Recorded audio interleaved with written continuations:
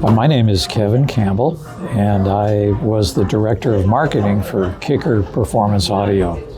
I've been in the consumer electronics audio business for 45 years, and it's been a terrific career.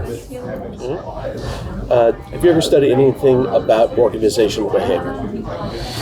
Formally, no. Okay. Do you know what it is? Have you ever heard the definition?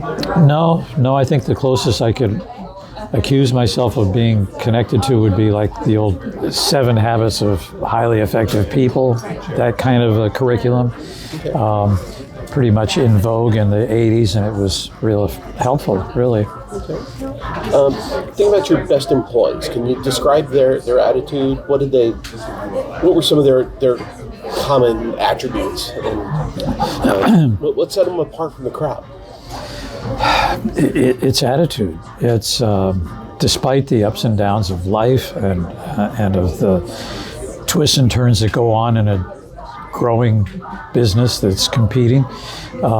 If you bring the right attitude every day, it's much more possible to be successful and grow the business. So attitude is everything. So people with an even keel, who don't get too up or too down, try to stay focused on the job, but aren't obsessed with it either. Just doers, people who get up in the morning and go, I'm going to accomplish today, and go from there. I'm still that way now. Retired, I get up with a plan, and so I gravitate towards those kinds of people. Is it the type of thing where, say they're faced with a challenge, something that's complex? How do you think they approach problems?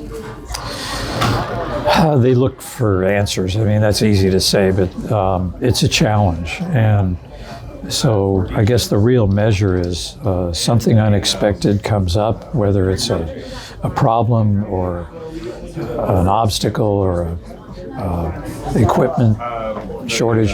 How will you overcome that problem and stay focused on just progressing? I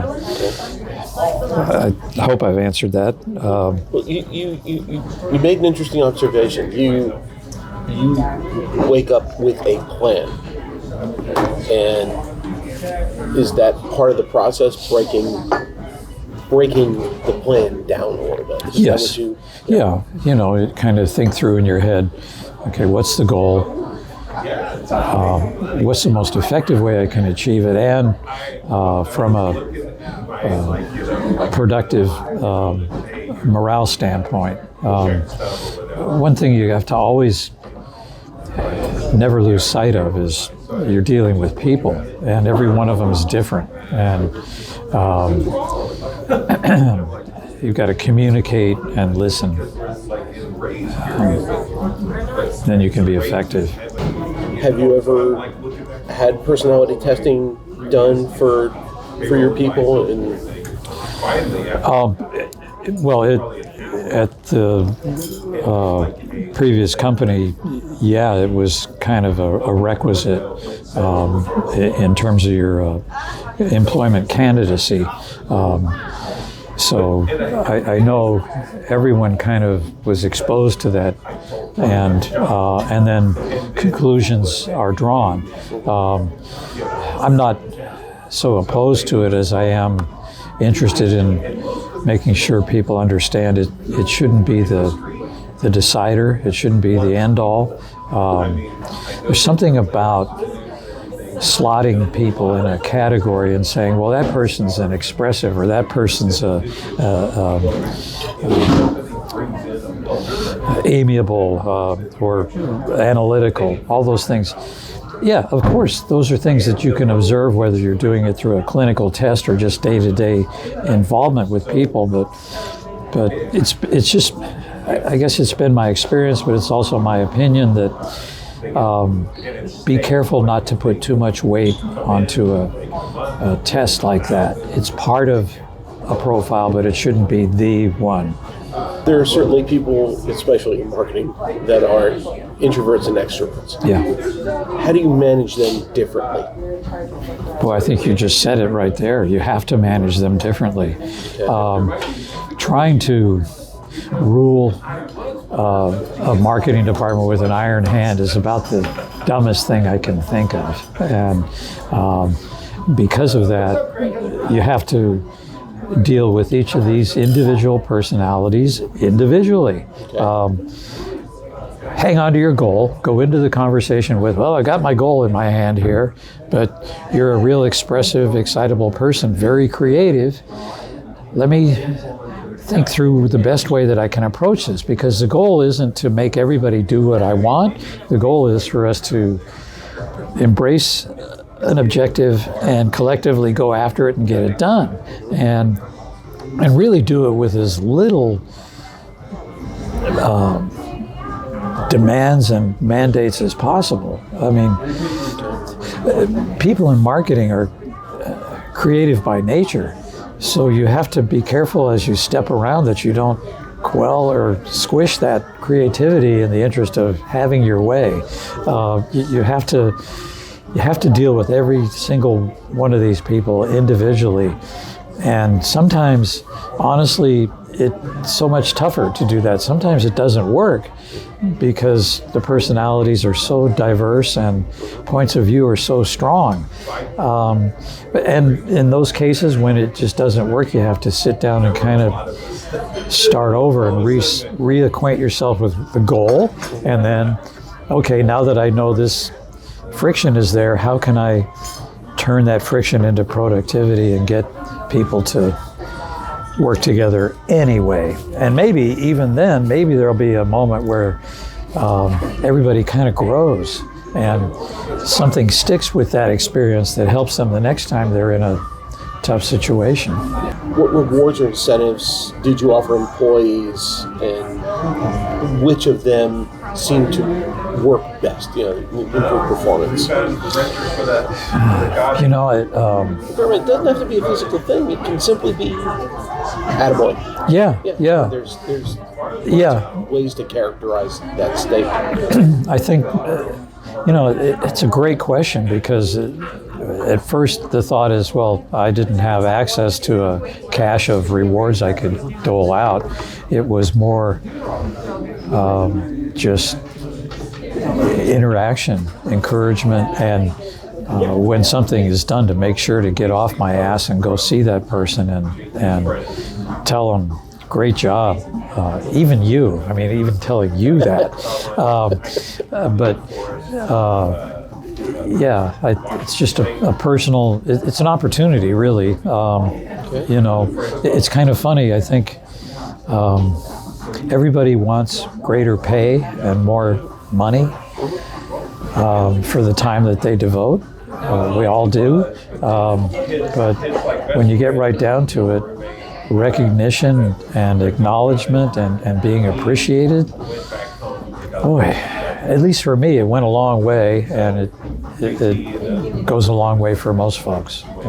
So I think it's a underappreciated aspect of it. If you really recognize and show gratitude to hard work and productivity, it goes a long way. You ran a lot of team meetings. What are some of the characteristics of the more effective team meetings that you've had? The best working teams. How would you characterize their ebb and flow from a communication standpoint? Do you mean how? Well,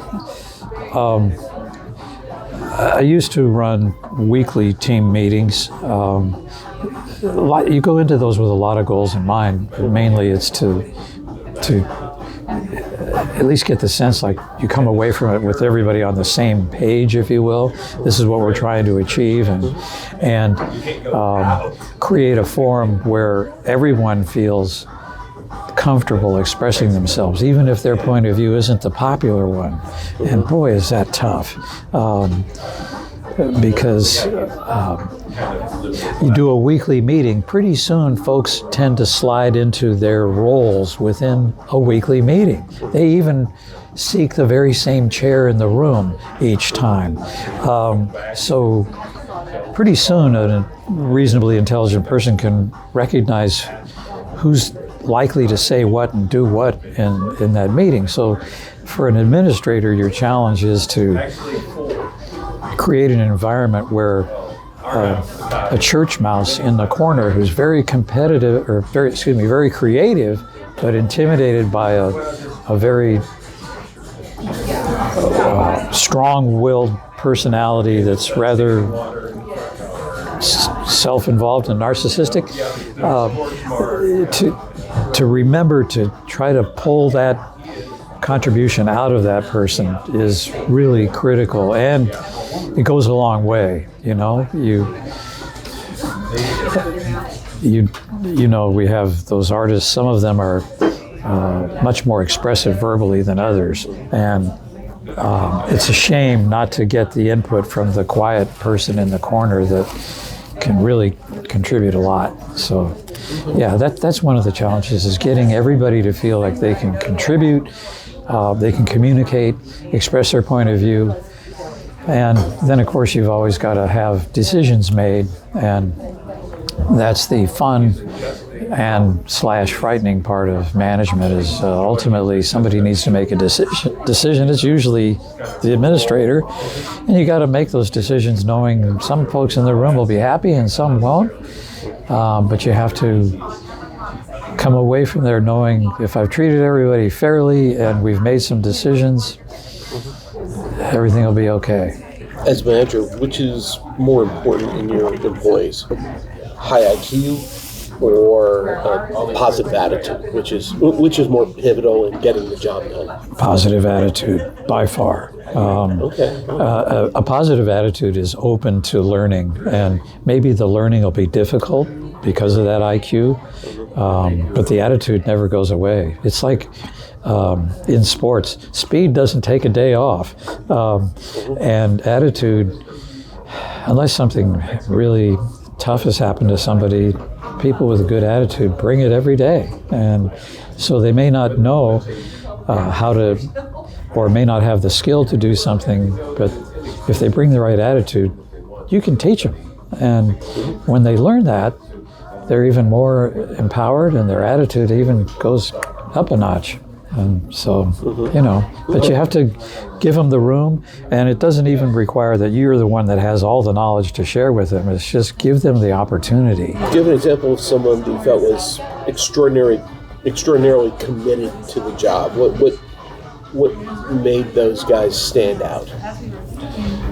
Gosh, especially in our industry, the ones who live and breathe the industry that we're in, the kind of guys that'll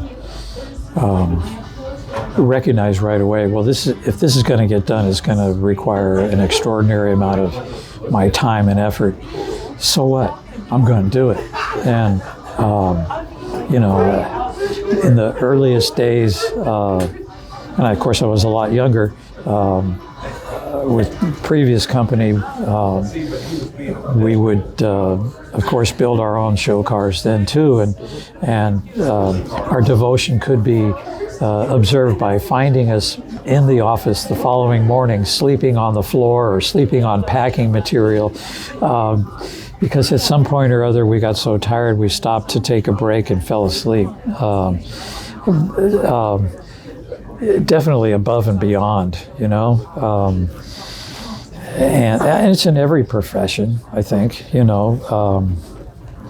My daughter is so into medical and nursing that more than once she's put in, 15, 16 hours without thinking about it, because it's just what should be done. Got to do it. This person needs help. It's amazing.